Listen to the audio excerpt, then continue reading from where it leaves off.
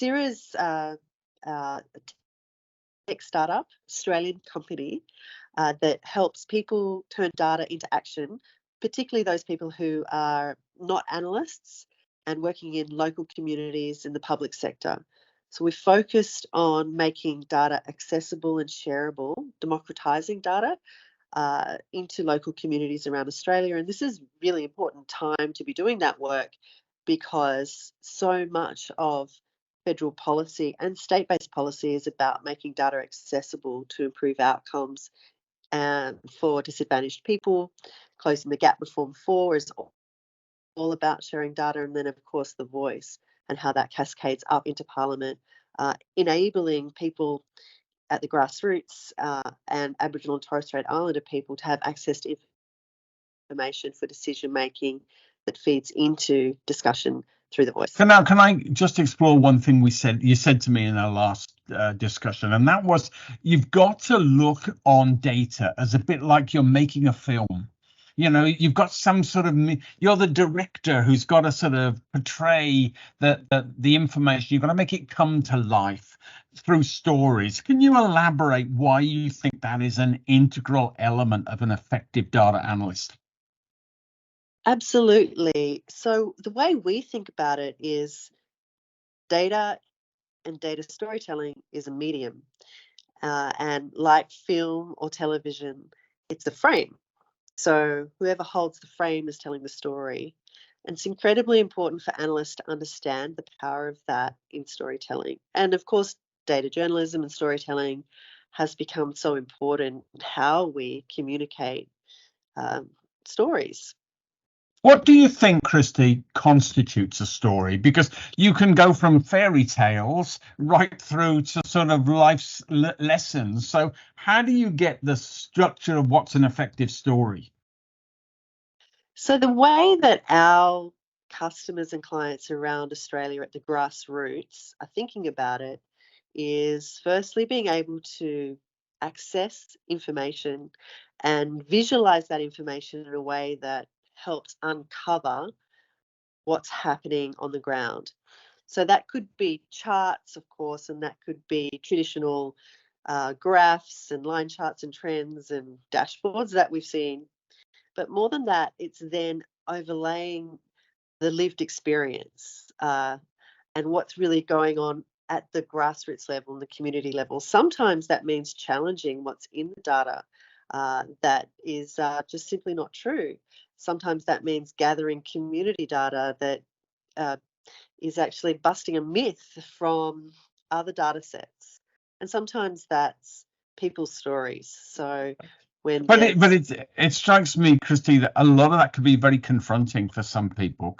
People can have entrenched views and feel challenged by the data you're presenting them. How do you tackle that sort of resistance that you get?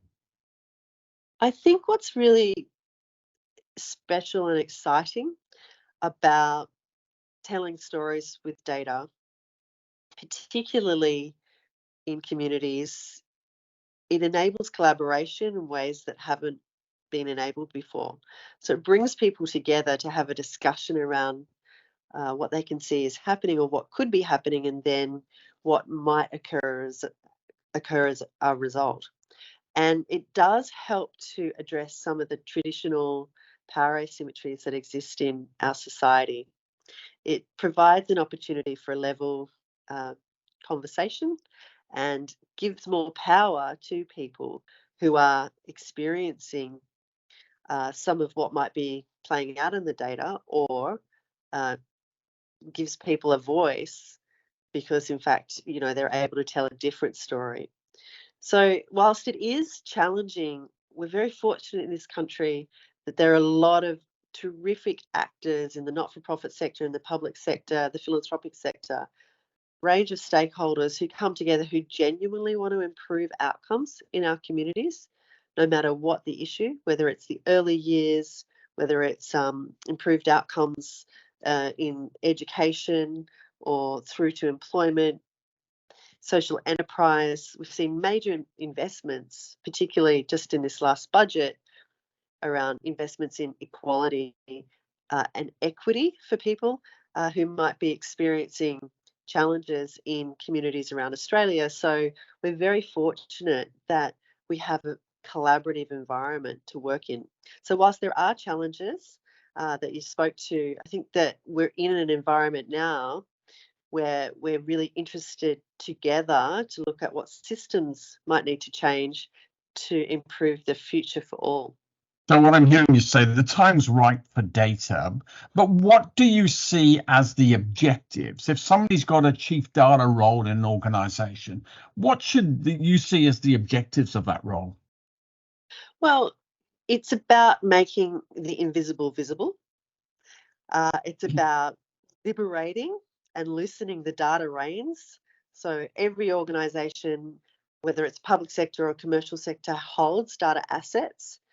Curating those data assets, stewarding those data assets, making them available to people who can make decisions in your organisation, and where it's possible, sharing that with partners and also with others who can use those assets to improve decision making. So being data informed and data led is for everyone. And if you're a data lead or a chief data scientist or a data steward within an organization, then really your responsibility is looking at how those assets can be used more broadly across the entire organization so people can have the necessary data at their desk for decisions short, medium, and long term. How do you know then if you're doing a good job? Well, you'll know that you're doing a good job because people are using data and they're making decisions and telling stories that are data informed. And sometimes it's the quant data. Sometimes, they're coming up with great questions that require further analysis that may be outside of their area of expertise. Your data teams, your data science teams, your analysts are part of the business or part of the policy development, depending if you're in the public sector. You've got data literacy and data informed decisions occurring across the organisation and business.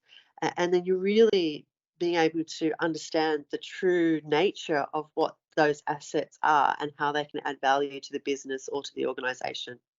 But I can't help feeling as you were talking there, Kristi, that there's an element of the job is being prepared to sort of let go and see where the data takes you, which could be quite threatening for some people. You're not always in control of what outcomes could be. I think we're moving out of a time when data was controlled and managed by data teams.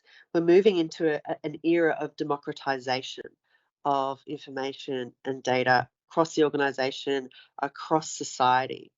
It's part of the Australian government's strategy by 2030 that data is used as that useful resource to power innovation, economic development and growth, improve outcomes, achieve efficiencies.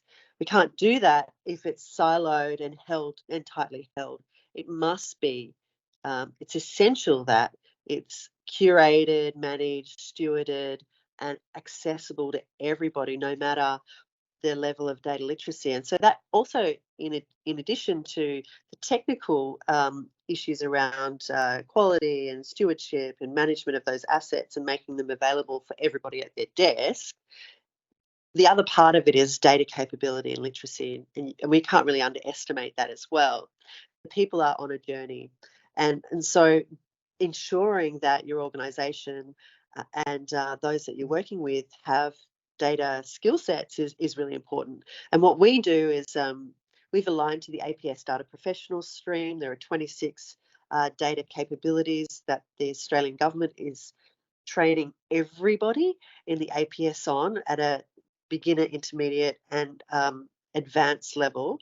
And so our Seer Learning Lab, we train all of our clients and customers and the community in those same capabilities. And that means that there's, over time, Australian society will have a major uplift in data literacy and capability. And what you're saying is, in the end, we're all going to be data analysts because that's going to be the world that we live in. Well, certainly, I'm pretty sure as a result of COVID, we all know how to read a chart now know how to interpret information that way. We're more familiar with it. And so the level of sophistication is only going to increase. I don't know that we're all going to be data analysts, but I do think we'll be data storytellers.